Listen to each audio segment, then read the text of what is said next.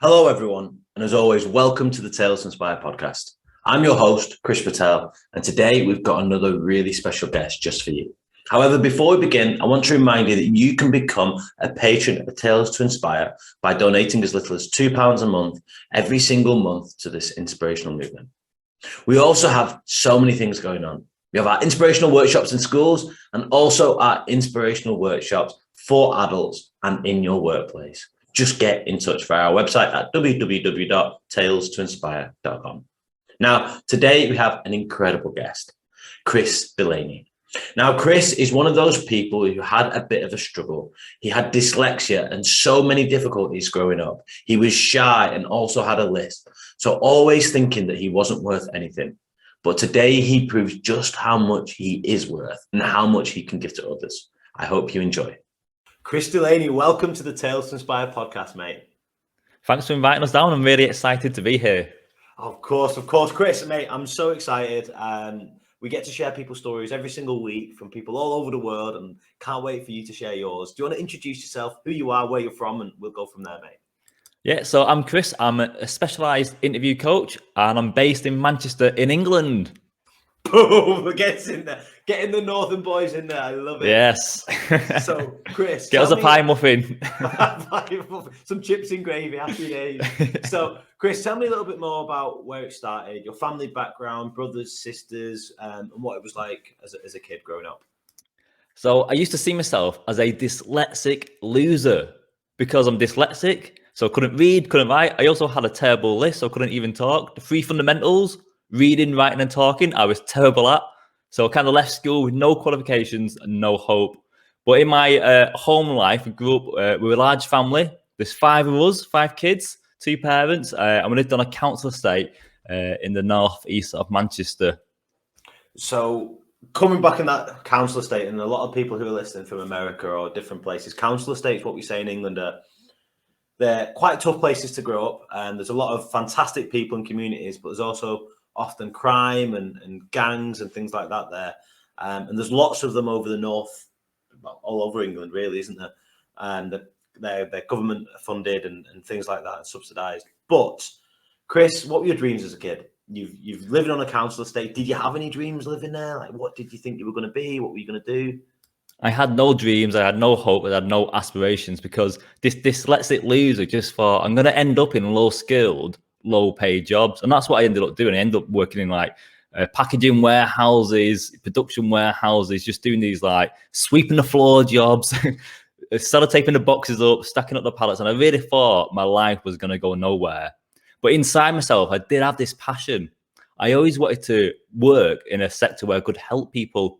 I was always that kid that all the friends used to tell the problems to. I think it's because I had a list, because I wasn't taught that often. So I was a great listener. So people used to tell me the problems all the time. But I learned early on that I had like great empathy, I had great listening skills. And I was always able to ask those right questions to get people to reflect and to open up and to achieve their goals. So I ended up volunteering with like scout groups, youth groups, used to take disabled adults, rock climbing and hiking, because I'd never thought I'd get paid for helping people. So I did it in my spare time. And when I did it in my spare time, I started getting all these extra skills, these experiences. And that got me into a mindset where I thought, you know what, I really need to develop myself. I need to improve myself. I need to be getting like my maths, my English qualifications, and trying to make something different happen in my life. So it's not something that comes natural for a lot of people. Well, society doesn't make you want to help people because it says get the money, earn the job, and kind of focus on your own bubble. And what you're doing there, did you find that a lot of the people who you grew up with, were there a lot of people like you, or were you a bit different to the rest of them?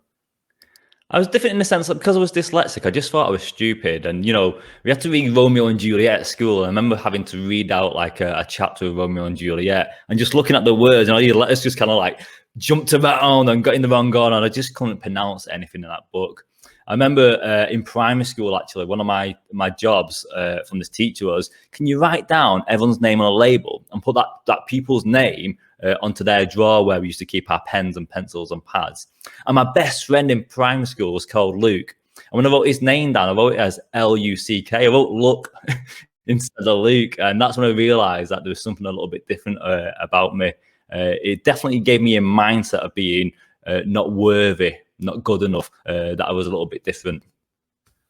It's quite interesting, isn't it, how when we're different, we think of ourselves as not worthy, not good enough, not the same as everyone else. But the dyslexia specifically and the lisp as well, were you able to get support through that? And were you able to adapt to be able to live like you are now and figure things out? I remember like with the lisp, just wanting to be quiet all the time. I feel like my natural personality is an introvert rather than an extrovert. But I always wonder, like, is that just because when I grew up, because people couldn't understand me, especially when I was quite young, be like, what you saying, what you saying? And I got so annoyed with having to try and repeat myself that I just try and keep quiet a lot more than speaking out in groups. But I used to go to speech therapy, and I had to go once a week and say all these sentences, these rhyming sentences. I had to practice these particular words, and that definitely helped me because as a hypnotherapist now, which is one of my jobs, I had to speak really slowly with great diction and use like a certain pace. But when I was young, I used to speak as fast as I could just to get it out there, because the quicker I spoke, the quicker I could shut up, because I didn't want to talk to people.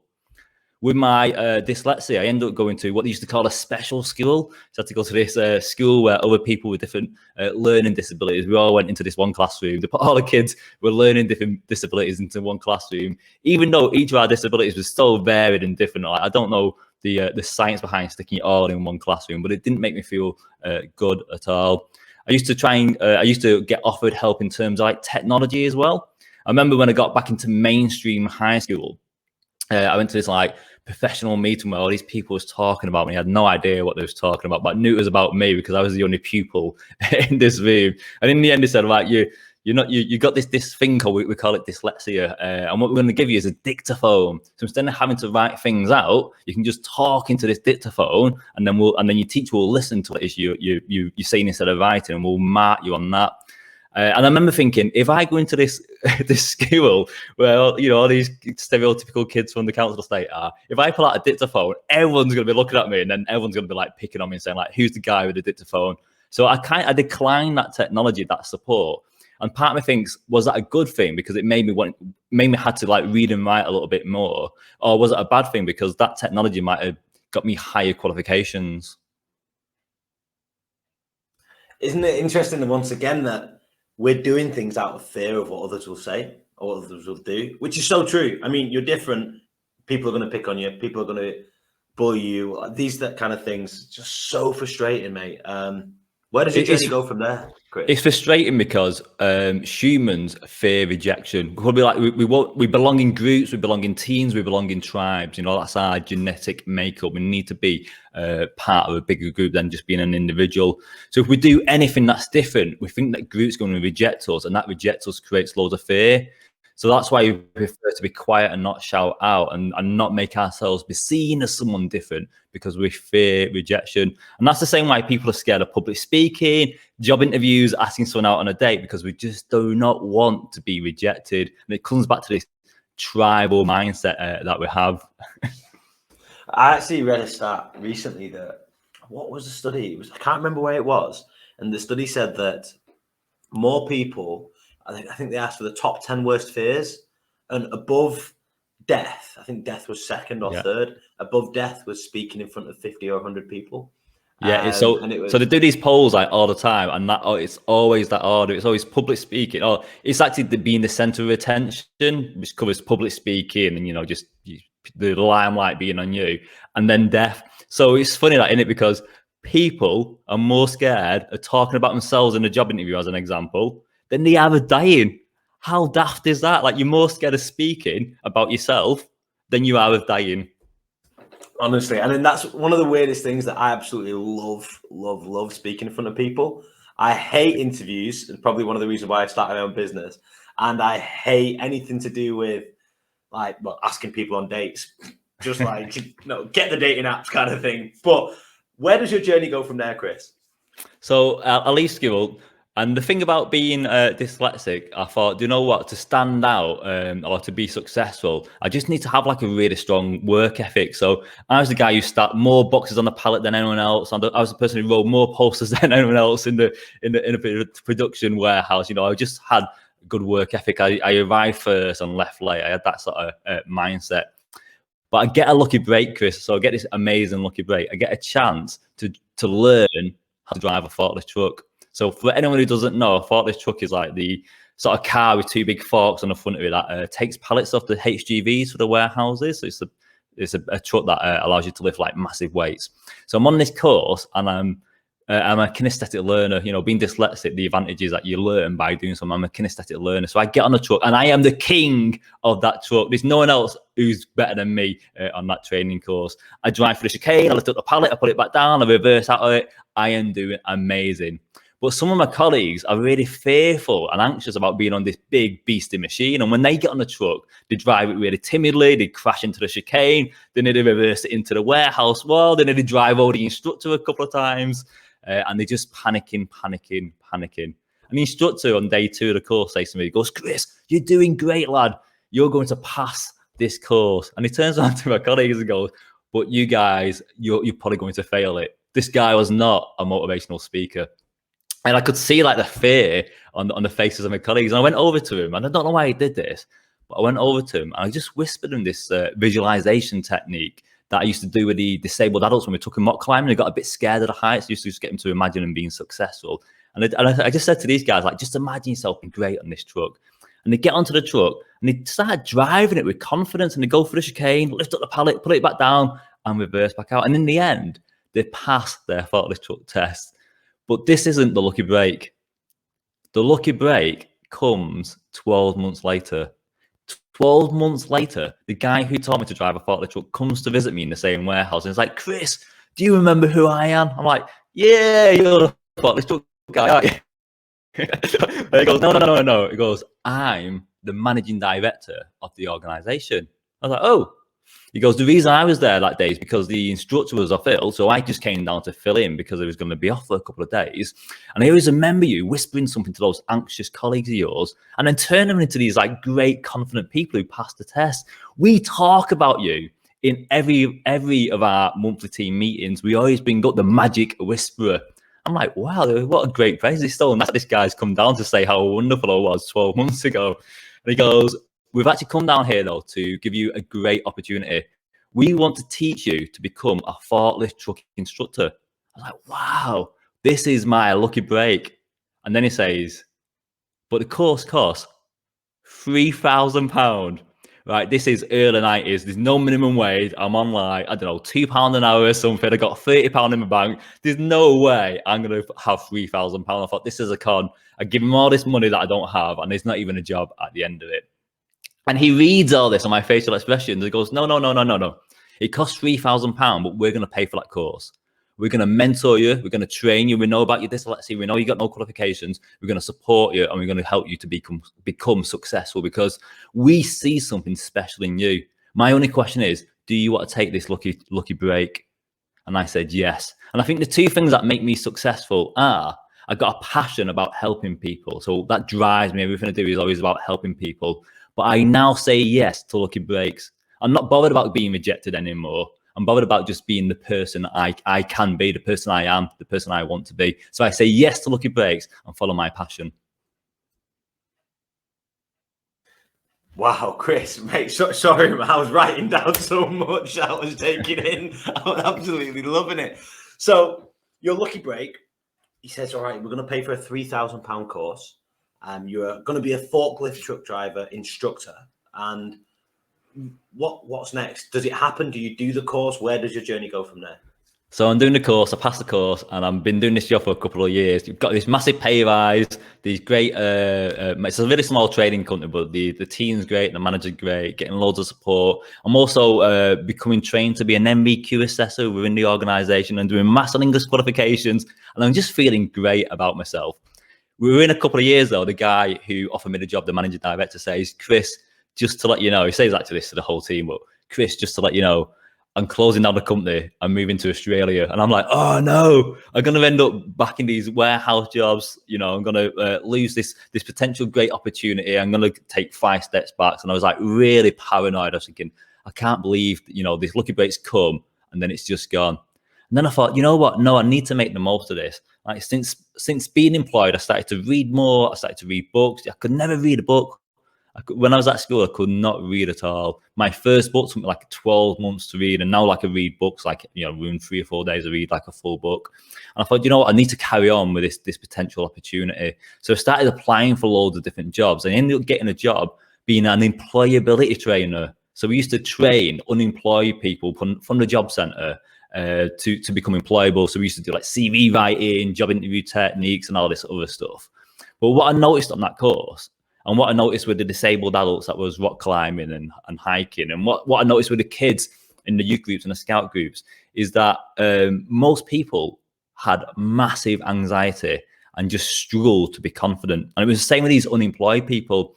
And that kind of led me to thinking, like, how can I help people to be more confident? Because the more confident they are, the more likely you are to say yes to these great opportunities. The more confident you are, the more likely you are to follow your passion. And the more confident you are, the more likely you are to be the person that you are inside, that real inner version of you. So that got me interested in like life coaching. It got me interested in like NLP. That moved me on to getting interested in like hypnotherapy. So I became like a life coach, I became a hypnotherapist, and I was just continuously like developing and training. I'm a lifelong learner now. I hated school because of my dyslexia, but that was just a negative mindset, where now my mindset is positive. My mindset is one of being empowering and being a lifelong learner. And I was using all these skills, all this knowledge that I was gaining to help my clients to be successful in their ability to get a job. So Chris, you've gone from this person who works in a warehouse, who thought of themselves as, I guess, the victim mentality, that it's kind of happened to you, and it's kind of transformed. If you didn't have that lucky break, what would have happened? Well, it's all imposter syndrome. Like, most of us suffer from imposter syndrome. So you don't think you're good enough for the things that you're doing at the moment. I find this when I do like careers advice. People like want to progress in the career, but just don't think they're good enough. And they'll say to me, you know, I'm a manager at the moment, but if people like really look at what I do, they'll realize that I'm not a good manager. Or, you know, whatever the job role is, they kind of have this imposter syndrome over to them. And having that lucky break allowed me to take that imposter syndrome hat off, throw it away, burn it, stamp on it, put it in the bin and get rid of it, and have a new one where I realized what my self-worth was. And I think that lucky break gave me that ability to swap those hats quickly. But lucky, because it's a really good, I've never been asked that question. It's a really good question, because I think now looking back, I think I slowly, but really, really slowly, hopefully would have progressed into this world of helping people, because I was trying to create opportunities for myself. That's why I used to volunteer with the disabled groups and the youth groups and all that sort of stuff. I do loads of volunteering because I wanted to gain skills and experience, and really kind of wanted to do that long term to try and create some sort of paid job. I never thought I'd be a hypnotherapist, life coach, or employability trainer, or careers advisor, or a thoughtless truck instructor. But there was just lucky breaks that I said yes to. So I think my passion for helping people made me volunteer, and hopefully that world of volunteering would have led me at some point in some time into this world of helping people as a paid salaried person. When you talk about helping people, is that something you feel people naturally have, that you naturally had? Or is it something that someone did for you that you think it ignited something inside of you? Like, what are your thoughts about? Because some people don't care about others. Some people do. Is it the fact that the only reason they don't care about other people is just because they've not had that place where they've needed to? It's just not awoke. They've not awakened to the reality, or is it they just don't care? Like, what are your thoughts about helping others and how that works? There's a couple of different ideas behind it. So some of it says it's like your personality. So if you're into stuff like Myers-Briggs, they'll say like, you know, when I do my Myers-Briggs assessment, it shows that I'm a people person. So I should naturally do well in those people roles, where other people are more like process driven. So they do well in more like process driven positions. Or other people say like your experience creates your reality. So what you experience helps shapes who you are and helps lead you on that path. And I remember like being in school, I used to love acting. I used to like absolutely love acting. I think that was my first career goal, was to be an actor. So this guy who couldn't read scripts, couldn't speak that well, wanted to be an actor. But by the time I was in high school, you know, I kind of come over my list a little bit. I had loads of support with that, and I was speaking a little bit better, and my reading was you know, just continually improves on it the more effort you put into something. So I was doing little plays and stuff in school, And one of my teachers who was running the drama classes, I had to read a script out to her and I couldn't read this one word. And she then asked why, and I explained my dyslexia. And she said, "Oh, that's fine." He said, "If there's ever a word that you can't read, just replace it with a different word that has the same meaning, an easier to say word." I remember thinking, what a great hack. I didn't realize up to that moment that there's different ways to do the same thing. There's different hacks, isn't there? There's shortcuts, or there's different, techniques or procedures. And I remember thinking, that's a great insight. That this is what I need to think about, is how can I learn differently? How can I remember in that moment thinking, how can I kind of like improve myself? And one of the things I do for my spelling is I do a lot of visualizations. So one of the most common misspelt words in the UK is separate. People either spell it SEPARATE, or spell it SEPARETE. So you either spell it one of those two ways. So I thought, how can I learn to spell that really commonly misspelt word? And the way I do it is because I visualize being on a plane and I'm standing up inside this plane. We're traveling, 80 miles an hour, going through the skies, and a door opens. I can feel the wind blowing into this plane, blowing into my face, and my eyes are tears, there's water pouring down my cheeks. And as I'm stood in the doorway with the wind blowing, and I jump out of the plane. And as I jump out of the plane, I plummet towards the earth. I'm falling faster and faster and faster towards the earth. I can see these small little cows getting bigger and bigger and bigger the more I plummet towards my death. And as I'm plummeting down to the earth towards my death, I pull a cord and a parachute opens up and I drift gently towards the earth. And the reason I visualize that plane and that parachute jump is because separate is spelled SEPARA, para for parachute, TE. So whenever I need to spell separate, I always imagine the parachute, and that helps me to spell it in the right way. So there's always shortcuts, always different ways to do the same thing or to get the same result. Chris, what a story, mate. I was on that plane, jumping out of that plane, wondering, those cows are getting bigger, what are we going to do? And next thing I can spell separate. Unbelievable. Oh, that was amazing. Oh, I love it. And like you said, there's always another way around. I guess we only focus on one way to get through something, but actually we can get under it, we can get over it, we can go side to side around it, we can do so many different things. So I guess it's just what glasses we're viewing the actual thing we're looking at with. And you sometimes have to own things as well. Like Jonathan Ross is famously got a lisp, hasn't he? But he owns that. He makes it a humorous thing. He's very successful. He's very talented. He's got real good strength. But he don't let the lisp own in. He owns the lisp and makes it into a big thing. If you think about Elon Musk as well, I think it was the 90s. Like he tried to get loads of tech jobs when tech was becoming this big thing. He applied for loads of jobs, and everyone said to him, "Elon Musk, you're not good enough. You're not good enough for our organization." And they all said no. Close the door in his face. And that's the reason why Elon Musk started his own business, which he ended up creating PayPal, didn't he? Because everyone said no to him. But he didn't let that rejection, that failure, set him back. He said, right, if they say no, I'll achieve that goal in a different way, and I'll set up my own business. That guy is now sending rockets to Mars. Whoever that recruiter was for that organization who said no to him must be going, oh my God, I need to reflect on my interview practices. But isn't it interesting that actually when that happens, Elon Musk may have been the best employee, but he would not be doing what he does now if it wasn't for those setbacks to be able to get where he is. Same for me. I know I would not be doing what I am now if I was still a professional footballer, for example. I would 100% not care about as many people as I do and not be doing what I'm doing. So like our hardest setbacks are actually our biggest growth opportunities.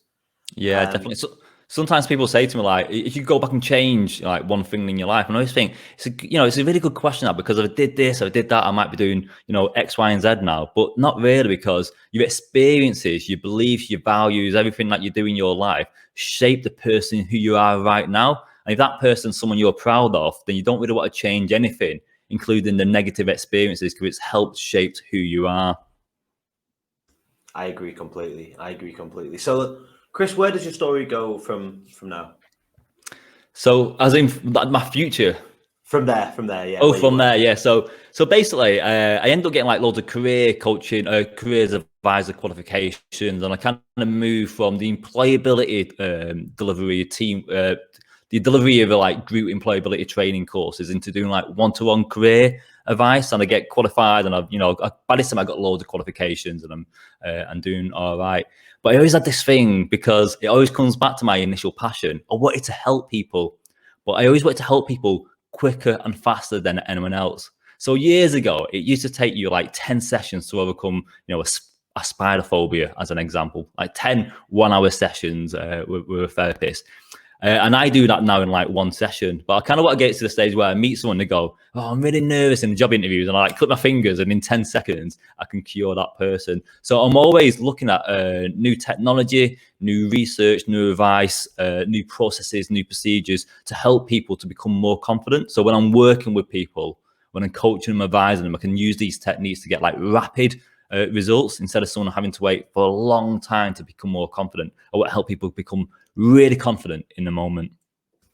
And is that through hypnotherapy? Is that how you do the spider therapy, or is that a mixture of things? Yeah, so the spider therapy, I often use hypnotherapy, but I kind of specialize like in job interview techniques. So I use like a range of techniques to help people. So I'll get people who are really scared of going to job interviews, or people who are dead successful in their career, like really high paid professional people who for some reason just struggle to sell themselves in the recruitment process. And I have a couple of different techniques depending on the person's barriers to help them to become successful.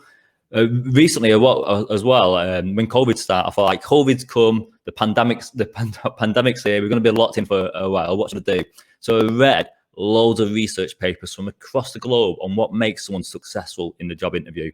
And it's interesting because all the papers out there, or 90% of them, are all designed to help employers predict the performance of each applicant, so they get high performing teams. So all the research is, what can you do as a business to hire the right candidates? So I read all this research and I flipped it to make it suitable for the applicant, so they know what they need to do to get more job offers, to be a first choice applicant, that applicant who always gets offered the role. So created a model called the interview prediction grid model, which is based on how an employer perceives you on your perceived experience and knowledge in the sector, plus your confidence in that job interview. So again, I'm just constantly researching to help people to get quick wins, to be more successful quicker. So is that what you do now for a full-time job? Is that you're self-employed and you help people get into work? Yeah, so I kind of have my hands in lots of different places. So I've got books out, I do courses, I do hypnotherapy and career coaching and interview advice, and manage different projects and stuff like that. So everything I do is about helping people, but I've got a couple of different things going on. I love that. I do something really similar with what we do here at Tales from Spire. We have the workshops, the book, the podcast, the blog, I have all this different stuff. And it's when something gets a little bit too much, I can turn the tap down a little bit, and I can turn the tap on something else I do, and it always varies things up. And I don't know about you, but for myself, sometimes I feel very trapped if I'm just doing one thing all the time, that I need to be stimulated by doing lots of different things.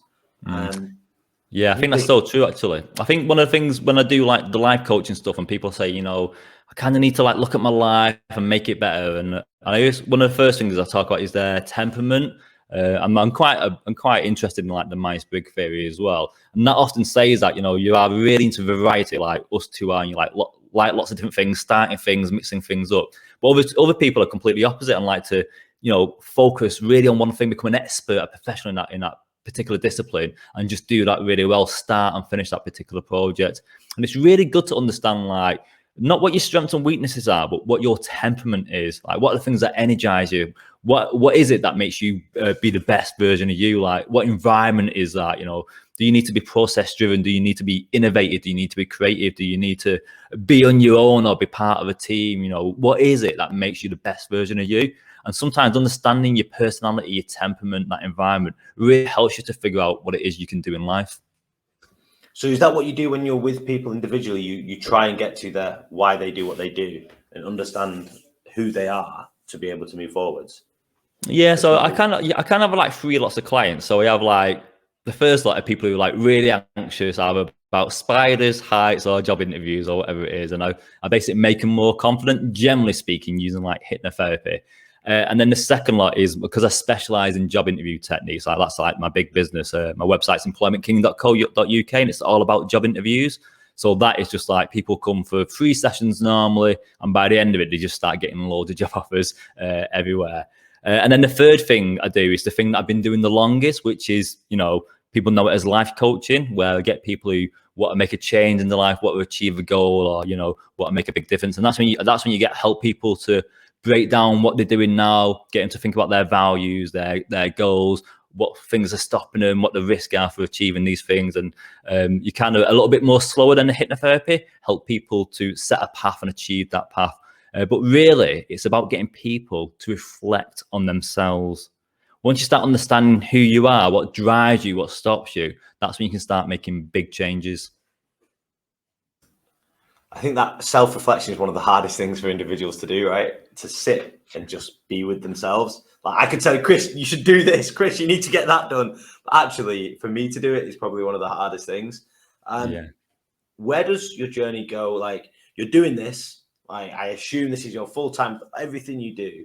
Where are you at right now? Do you feel like you're impacting people's lives, and where do things start to proceed in the future for you? Yeah, this is what I love. I love that I impact people's lives. I love that I'm making a massive difference. And, without me, the life might have gone in a different direction. I did an interview coaching client recently, actually. And I just got this email yesterday, which is why it's in the top of my head. And she said, just to let you know, I've been offered this job, and it's like a really high paid job in a university. And she's like really excited. She said, I just sometimes wish that I met you for my other interviews, because then I could have had the pick of jobs. And I just love that I can make a big difference in people's lives. And so my future really is based in research. Like I said, I've been doing like employability, careers advice, interview coaching for like a long time now.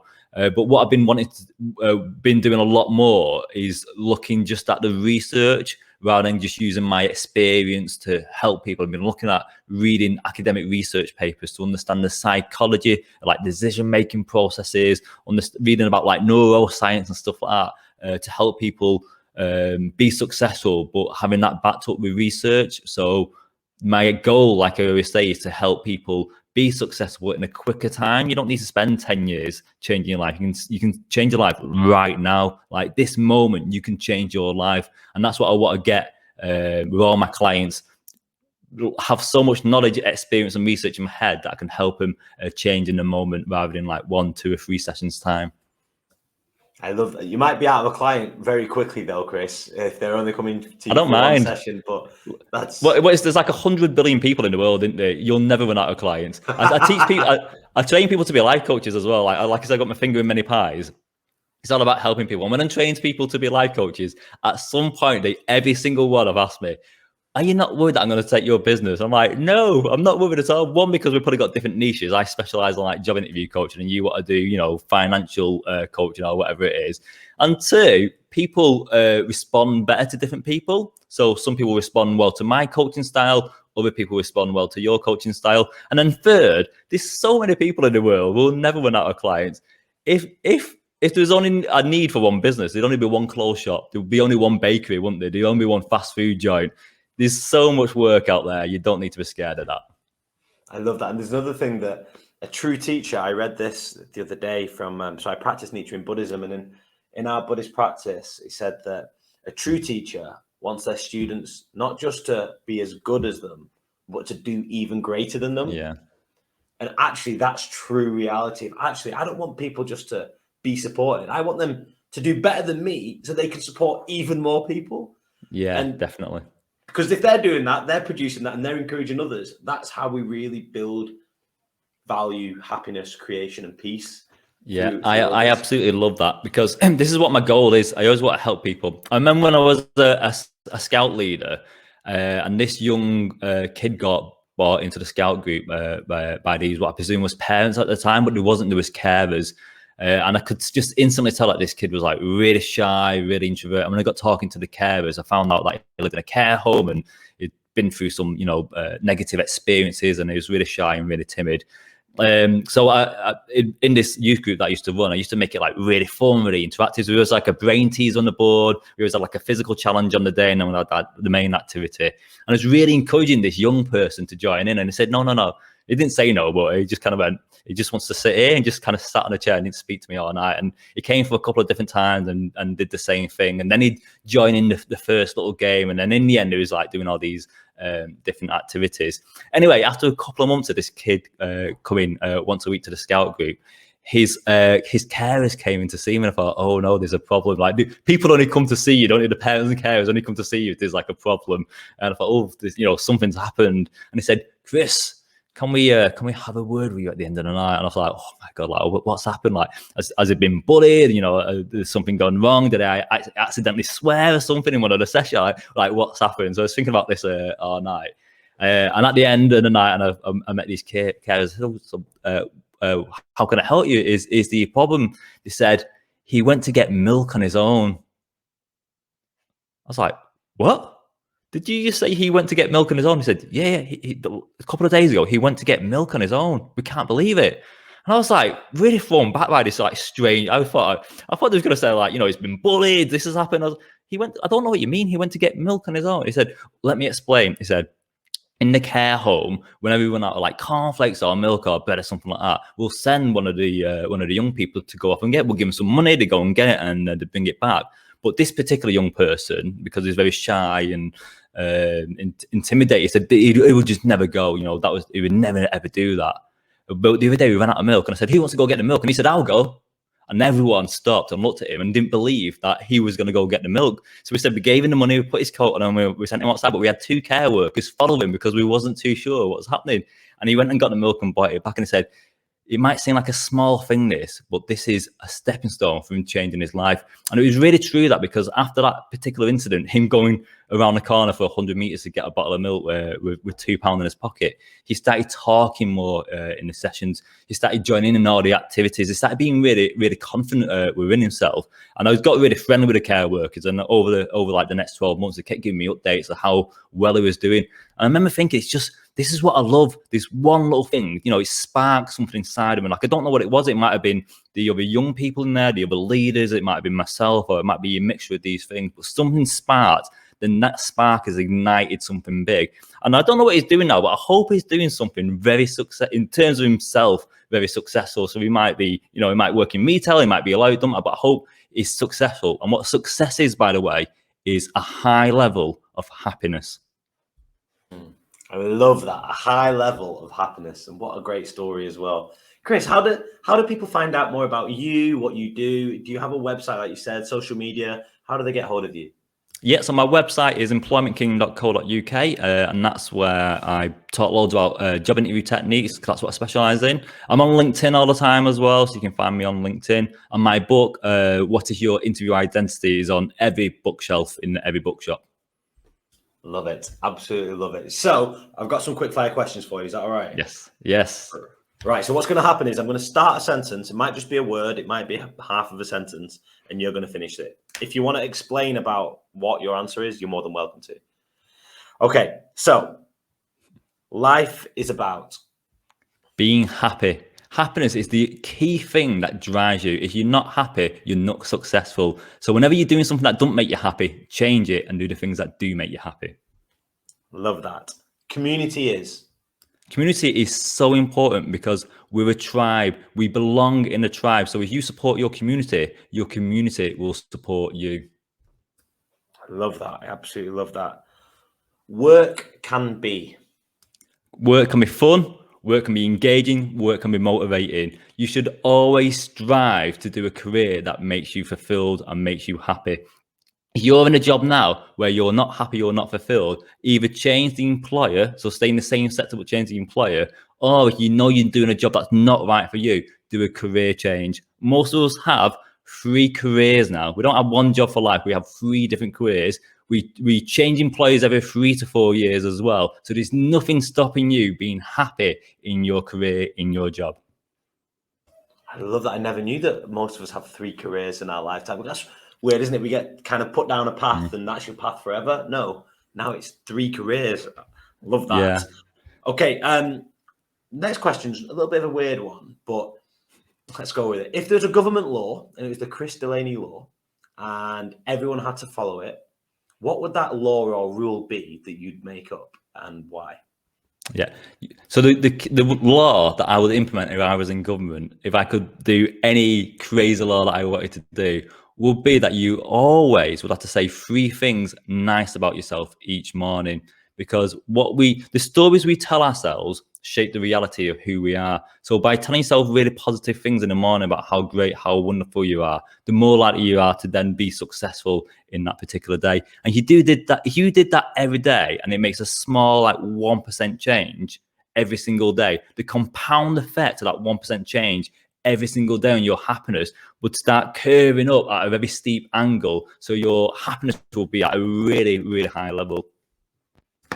Amazing. And you're right, the stories are so important that we tell ourselves, and it does shape everything that we do. So love that.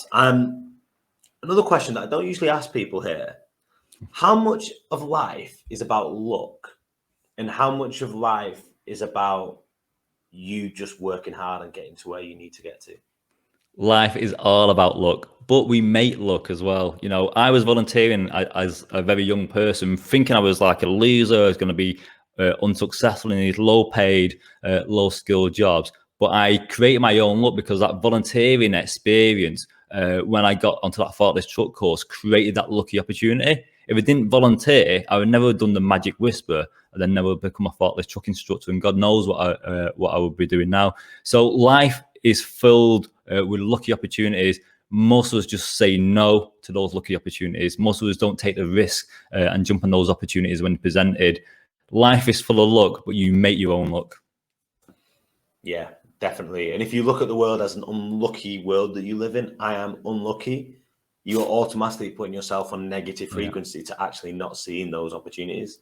So love that. I've never actually asked, we've interviewed 75, 76 people now. I've never asked that question. It's just that because in your story, you started talking about luck and how you had that lucky break. I just really thought it'd be really interesting. There's a really good, just on the back of that, sorry, there's a really good, I'm a big Darren Brown fan, and he does a show, I think it's called Luck or Lucky or something like that. And it's about the psychology of your mindset, if you think you're lucky or if you think you're not lucky. And he does loads of experiments, like putting £10 note on the floor, and the people who he knows who have a negative mindset, they just never, like, they're following them secret camera clues, and they never pick up this money. And then the people who have been interviewing themselves as a positive person or a lucky person, they always find the money. And it's what you focus on, you see. If you've got a mindset that you're positive, lucky, you're going to be successful, you draw that stuff to you, because your mind searches for evidence to back up your beliefs. If you think you're a failure, you're a loser, you're an idiot, you're not successful, you're not lucky, that's your mindset. So your mindset searches for evidence. So what you tell yourself becomes your reality. That's so true. That is so true. Last 2 questions I ask every Tales to Inspire guest, Chris. So let's go for it. Chris Delaney, what is your definition of the word inspire? Inspire, for me, is about helping other people to achieve their best version of themselves. So most people talk about inspiring, about being inspired themselves, but it's not. I think inspire is about helping other people become the best version of themselves. I love that. And it's being the best version of themselves. People listen to Chris's story. Don't try and be Chris.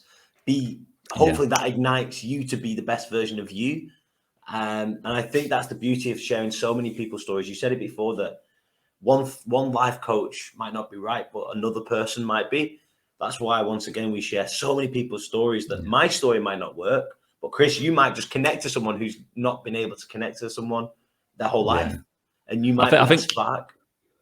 I think one of my barriers was, when I was, growing into this more confident version of myself, is, I wanted to grow into a confident person, but I kept seeing these other confident people, and I kept thinking, I'll try and be that person. So I'd even dress like other people, or, I try and use their language, or I try and act that way. And it's like, it's the wrong attitude. Can I learn, because it's a modeling technique, that in it, look what other people do, and kind of model their patterns of success. But really, it's about being the successful version of you, the best version of you. So you don't need to copy people. You don't need to be that person. You might want to take 1 or 2 things from these potential life models, but really it's about what makes you the best version of you. What interests you? What do you value? What are your beliefs? Like, what is you? who are you on your best day? What is it you're doing? So think about you, not other people. Love that. And my final question, Chris, that I ask every Tales to Inspire guest is, Chris, imagine you live the longest, the most fulfilled, best life you want to live. You're in your hundreds or whatever it is, right? You really nailed it. You're looking back on your life and you're looking back at the impact you've had. What is the proudest or most precious impact that you want to have achieved during your lifetime? Oh, there's so many things that I do want to achieve, but I think one of my dying memories will be when I was working with this teenage parent group. So we had all these teenage parents, and they're between the ages of 15 and 18, and basically 99% of them were just single parents as well. The boyfriends or you know, whoever's kind of gone off and left them, and they all came together in this workshop, and we had like people come down and do like baby playroom and like nursery rhymes and all these other things to teach them to be better parents. But what we noticed early on is that they all lacked confidence. They all thought they was worthless, and they all thought, you know, they just had negative opinions about themselves. And we did all these different activities to change that. But one of the best things I did is I got everyone to sellotape a piece of A4 blank paper to their backs, and then I played some music. And when I played the music, they all had to walk around the room carrying the babies. And when I stopped the music, whoever they stood next to, they had to get a pen out the pocket and write one nice thing about that person on their back. And we did this for like 10 minutes. It was like musical chairs, but instead of sitting down on a chair, you wrote something about the person on their back. Then at the end of these 10 minutes, I got them all to sit down. They all took off the paper on the back, and then one by one, they read out all these things that other people have said about him, all these great things that people have said about him. And in the end, we was all crying. There was tears everywhere. People was hugging. It was an amazing experience. I love that. And I'm going to steal that, if that's all right with you, Chris. I'm going to get my A4 piece of paper and put that on the back of people. I love that. That's so simple, so true. And that we're looking for the positive in others and not just, oh, they're different to me. You're building the bridges between each person and someone else. I love it. Oh, Chris, I just want to say thank you. I want to acknowledge you and just say thank you for caring so much about others, for battling your own difficulties, for showing that actually you can break through the power of your own story, and actually being a massive hope, mate. The fact that you want to do so much is just so inspiring. So, Chris Delaney, thank you so much for being on the Tales to Inspire podcast, mate. Thank you for inviting us down. I've really enjoyed chatting to you. How good is Chris's tale? He reminds us that being the odd one out is actually a good thing, not a bad thing. If you can be the odd one out, you can be unique to you. And then you can start to do the things that you want to do and your own unique direction to helping others. Yes, it's okay to be like others, but it's also okay to be like you. There's nothing wrong with that at all. He talks about the 3 different career paths that you have in life. I never previously thought of this, and it's something that's really stuck with me. Is I always thought you go down a career path, that's what we're taught, and you stick to it. Actually, nowadays we're saying that the average person has 3 different career paths. So don't worry if your life starts to go in a different direction. That's natural. For me, the more directions it can go in, the better. The more I grow, the more I learn, and potentially the more people I can impact and help. So I want to say thank you so much as always for listening. Remember to keep in touch, check out our tales, leave a review on whichever platform you're listening to. And like I always say, never stop inspiring that person in the mirror. Have a great week.